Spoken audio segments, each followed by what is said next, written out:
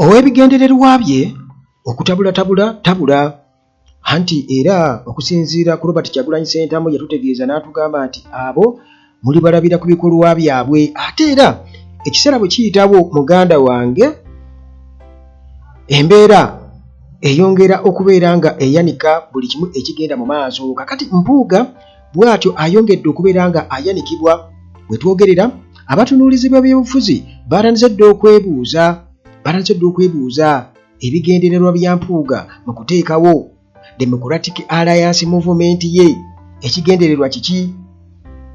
Ebyo nno munnange yadde babyebuuza batyo tebyawukana kwabo munnange abaali babirabira wedda era nga bategeeza nti okwo munnange kutabula era ekigendererwa kya byonna kubeera nga ayagala kuyuzaayuza opposition in favor obanga akolera mukama we gwe tumanyi obulungi ennyo eyamuwaana 2 n'agamba nti waliwo ekisajja kyange kino Kimpuuga nakyo musobola okukola ki okukironda kubanga tetulina buzibu nakyo tukolera wamu mujjukira bulungi nnyo gino Museveni ebigambo ebyo nga abyogera. Kakati munnange Mathias Mpuuga musajja mukulu ayogeza akawoowo era asiiba yeeyogerako ng'ow'ebitiibwa mu ngeri y'okwegulumiza. Abantu aboogera abo nga boogera bulungi nti boogera bamatiza mubeegenderezenga nnyo. Kakati munnange abatunuulizi b'ebyobufuzi bwe batyo muganda wange bamaze okubeera nga bakitegeera era nga bonna bakikuba bakiza mu layini emu ne bateekawo okulabula okw'amaanyi eri Mathias Mpuuga nga okulabula kuno basinziira ku Democratic Alliance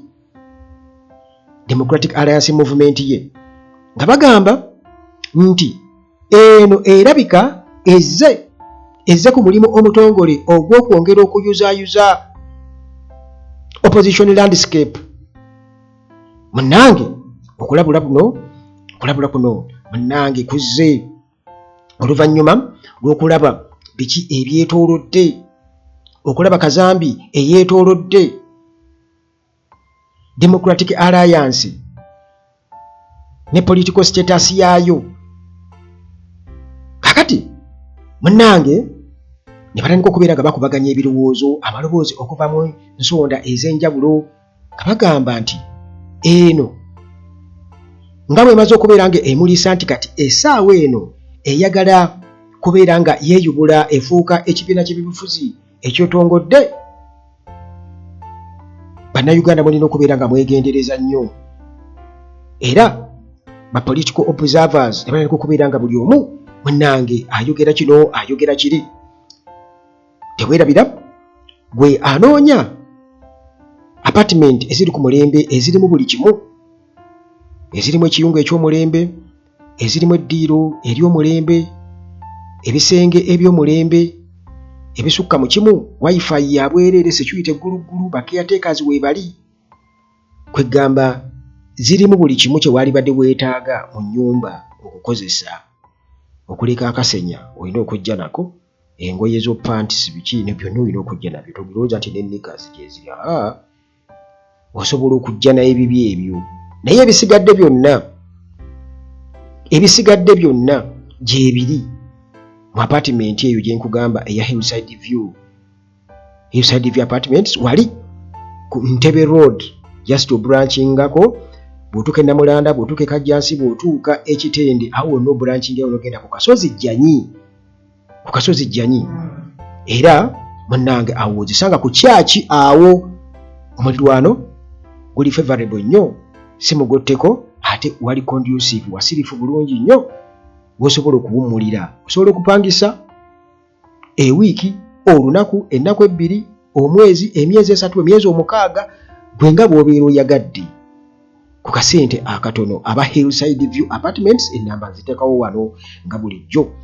Ate abalina endwadde omusawo waali dokita ali qualified ate ali talented. Ennamba zange bwe ziri awo, emu esembyayo 15 endala esembyayo 73. Gwe just jangu ongambe mpa ennamba ya musawo. Ne bw'oba tongambye nti oli otya kubanga omulwadde muganda wange taba na budde. obulamu kasita obuona ngodda Uganda tulaji weebale nnyo kigambo bugambo just weebale nze nga kwenamba abantu munone eddagala mugende babajjanjabe abantu abasobola okubayamba okubajjanjaba kubanga obulamu muganda wange teri muntu alina bulamu bwakubiri obulamu bubwo bw'ozikira oba ozikidde munnange okuwangala kwegamba twagala tuwangaale tulabe ku bintu ebimu kati twagala okulaba ku basajja bano nga bampuuga nga ebintu bibasobera era oba oliawo makakyawo abafudde tebasobola kutegeera nti kati ate empuuga ebintu bitandise okubeera nga bimukyukira kubanga kati essaawa eno wetuli omutimbagano guyambye nnyo by the way omutimbagano guyambye nnyo okusobola okubeera nga abantu babanguka era basunsula ensonga osanga omwana okwo nga n'okusoma teyasoma naye ng'ebintu abitegeerera ddala ng'ayogera abajerega be bajerega naye ate ne bumujerega nammwe abaasoma byemukola nammwe bitusobera kwegamba ate abataasoma ne basigala nga ate basinga kuba ku baasoma si bonna naye eggurupu y'abantu abamu abaasoma kwegamba oba oli awo omuntu agamba waakiri ono ataasoma katugende nga tumutegeereza mpola ye ayogerera mu butamanya bwe tunaamumatiza anaagenda ategeera naye ate omuntu eyasoma bw'aba tategeera takolaki tategeera kubanga ate okumuzza eno wansi ye buli kimu akugamba nze nkimanyi nze nkitegeera nnyo ebyo nze mbitegeera ba ayino maagi ntera okubayita ba ayino maagi kakati tuddayo ku mpuuga munnange mpuuga yali wali ennyendo mukungwe ennyendo ku Malibu Gardens era nga MP wa Nnyendo Mukungwe mu Parliament ate era nga ye Parliamentary Commissioner ekifo kye yalemerako kye baamugobako aba NUP naye kati munnange yakiremerako okusinziira ku mbeera ya Parliament mu kusika omuguwa ani asinzaayo amaanyi Parliament anti baagituwamba ku muganda wange ati tunaakola ki kakati munnange ekifo yakisigalako kakati munnange mpuuga ng'ali ku Malibu Gardens ennyendo wali yakakasa era wano weyanjulira initiative ye empya political initiative empya ebigendererwa ebipya kugamba kyayiyiza ekipya kyagendako bw'atyo n'alaga nti ekyambalo ky'ekibiina orange green ne kale eza white kugamba kitengi bivaavava bwe bityo ebivaavava waliwo yaŋŋamba nti mpuuga alowooza asobola okuddayo mu biri ebikadde ebyabali ebikadde essaawa eno abantu be babiraba ng'ebyabaweewe oyambala otya ekyambalo ekifaanagana bwe kityo muganda wange kirina kalazi ziringa ez'aba bali bibisiyaga kubanga be balina kala ezo orange biki njagala obbabuulira nti goyinza okubeera awo ng'olina abantu b'olumba muli bali babisiya kumbe ekyambalo kyo kyekiriko kalazi z'abali b'ebisiyaga ffenna tubiraba byonna ebyo kakati munnange ku mukolo ogwo gwenkunyumiza mpuuga yalangirira nti Democratic Alliance egenda kuba eva mu kubeera civic platform efuuke electoral platform kati mu kwanjula pulaani eyo yali ategeeza ki nti kigenda okuva mu kubeera movement nti oba ekisinde kyekintu gamba abantu kye bategeera obulungi kifuukire ddala ekibiina ky'ebyobufuzi ekijjudde era nga kigenda kuba kifieldinga kireeta ba candidates mu bifo ebyenjawulo omuli ne presidential candidate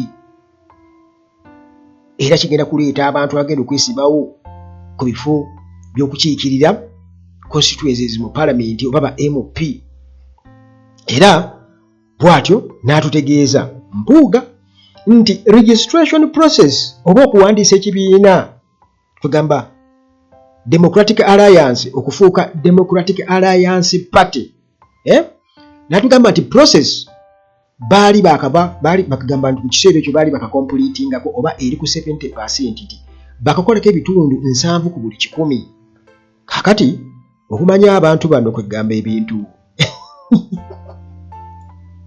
bo bennyini bekontradictinga. Omusajja wo ku lusegere aliko emmandwa bwanika emmandwa n'emulinnya ate n'abiwakanya Bwanika munnange statement ya Mpuuga eyo nga bw'ogiwulidde awo nti ekibiina oba movement yaabwe ya Democratic Alliance eri mu kugezaako kuba nti bali mu process ya kugifuula kibiina ky'abeebifuzi ekijjudde era process eri ku 70%. Bwanika n'agamba nedda awo Mpuuga oli wekka amazima ga Katonda nga ndayira mu linnya ly'emmandwa Bwanika oli wekka. Ekigendererwa ekya Democratic Alliance si kufuuka kibiina kya byabufuzi. Beebo ba confused ki tubayite bate ba confused ki. Teeka wujuza nkolekeddewo gaapu awo wujuza muganda wange kubanga nze sirina budde. Kakati munnange nti abamu ku batunuulizi b'ebyobufuzi essaawa eno tunokeddeyo Israel Mayengo eyasobodde okubeera ng'akijjayo obulungi. Ono bw'atyo mu kuba ttooki mu pulaani ya Mpuuga eyo namutaayika nga bwe njikubuulidde awo n'alabula n'agamba nti okuteekawo ekibiina ky'ebyobufuzi ekipya, formation of new political groups only serves to weaken the opposition's collective strength. Nti okuteekawo political groups oba ebibiina by'ebyobufuzi ebipya tebirinamu kalungi ku side ya opposition okuleka okubeera nti nno bigenda kwongera kunafuya maanyi ga opposition agawamu. Munnange era n'ategeeza nti gye tweyongera oba ebibiina by'ebyobufuzi gye byeyongera mu opposition okubeera nti byeyawula byekutulakutula, Museveni ne NRM ye gye bongera okubeerako akamwenyumwenyu ku matama. Mayengo bw'atyo ng'agezaako okukuba ttooki mu potential consequences of DA's current trajectory. Agezaako okukuba ttooki mu bulabe obuli mu alliance ya Mpuuga eyo, Democratic Alliance. Essaawa eno muganda wange gyetutwala wafu nnyo. Era bino muganda wange buli munnayuganda awuliriza alina okubeera nga abitegeera. Ekirungi mwabitegeererawo, naye tulina okubeera nga munnange tubinnyonnyola akawonvu n'akagga tutegeere ABCD kubanga Mpuuga y'omu ku abo abajja okwogera n'atandika okwogera ng'awoomereza mu luzungulu olwo olw'abayino maaki olutatugasa ffe nga ffe kubanga muganda wange oluzungu lwe luyamba ye kuteeka kyakulya ku mmeeza ye mu ngeri y'okulya mu struggle olukwe. Naye tetulina ngeri gye tutuyambamu ffe nga ffe abasitula eddoboozi lyaffe nga tulisitula nga ba true Ugandans abalumirirwa ensi yaffe nga tetulina attachment yonna nti oba tuwagira gundi oba gundi. Ffe tuwagira Uganda, twagala Uganda enunulwe eve mu kubeera nga efukamirwako ba efutubbalirwako endowooza z'abo abantu abatono abalowoleza mu mbuto zaabwe. Ekyo kyetukola kyetwagala Uganda eri free ey'abantu nga obuyinza buli mu bantu buve mu mikono gy'amagye ate ng'abantu nabo bali willing okubeera nga bata obuyinza babulekera abalala abasobola okutwala Uganda mu maaso. Kyetwagala nti oli akimanye nti nzize wano okuweereza abantu myaka 10 myaka 5 bwe mba nkoze bulungi nsabe banyongere emyaka emirala 5 ngende nkole ebirala okusinga okuddaawo okuwoza nti waliwo abantu abamu abalina okufugwa. Abantu balina kufugwa bufugwa kwegamba nga yeetwaliramu abo abalina okufuga abalala. Nonsense oyo nonsense. Kakati olaba njogedde akazungu nonsense. Munnange Mayengo ono yasobodde okubeera nga ajjayo ensonga gye njagala okubeera nga nkonnyonnyola. Era Mayengo bw'atyo ng'ayongera okukuba ttooki mu Democratic Alliance ya Mpuuga n'ebibuuzo ebiyitirivu. Ono nno nga abawa amagezi nti bandibadde n'ensonga ey'okubeera nti nno batunuulidde nnyo electoral reforms basooka ne bagiteeka ebbali. N'ekyo nakyo kiri awo nti lwaki bo batunuulidde electoral reforms nti ennongoosereza mu mateeka g'ebyokulonda ng'ate tukimanyi bulungi nnyo nti constitutional review ennongoosereza mu ssemateeka y'erina okusooka. Should take precedence. Yerina okusooka okusoosowazibwa oba okutunulwamu eri primary. Kiri ekya electoral reforms kiri secondary.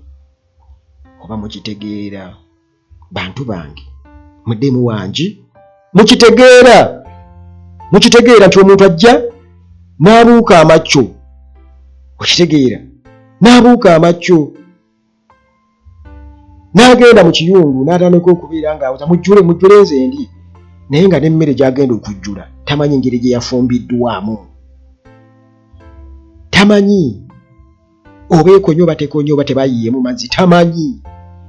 Kati ebyasoose oba ebyalibadde bisooka teyabibaddemu mu kuwaata teyabaddeyo mu kuginona mu nnimiro teyabaddeyo mu kugisimba teyaliiyo mu kukola ki wabula wano kasitejja mubamanyi abantu abo abatera okujjula emmere gye batafumbye abo mubamanyi. Mubamanyi waliwo munnange gwe eyajjula amayinja lumu mukazi yateeka amayinja mu mundamu kati bwe yagenda okujjula yasangamu mayinja. Kaakati Mpuuga egyatutwala ayagala tutuuke okujjula amayinja asooka kusoosowaza electoral reforms ti ennongoosereza mu mateeka g'ebyokulonda oba mu process y'okulonda mu kifo kya constitutional reforms. Kati Mayengo agamba nti constitutional reforms ze zaalibadde zisooka. Era mu kino ng'annyonnyola mu bigambo ebitonotono agambye nti electoral reforms, electoral laws stem from the constitution, making constitutional revision essential for meaningful change.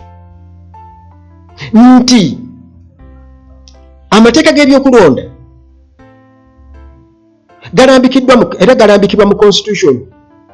Kitegeeza nti gali mu constitution kakiba kitegeeza nti okurivisinga oba okuddayo okwekenneenya constitution mu ngeri y'okugirongoosa kyekisinga amakulu kyekiyinza okuleetawo enkyukakyuka ey'omuggundu so si bino Mpuuga byalokompoka nabyo ebya electoral reforms. Kakati munnange Mayengo Israel Mayengo bw'atyo nga era yeebuuza lwaki DA Democratic Alliance ya Mpuuga efokasinze nnyo ku electoral reforms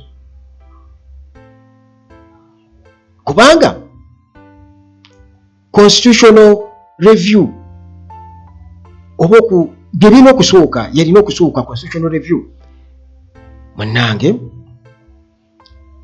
nga Mayengo atutegeeza nti obukulembeze oba Democratic Alliance bulina okuvaayo makati buli mbuzi ku nkondo yaayo.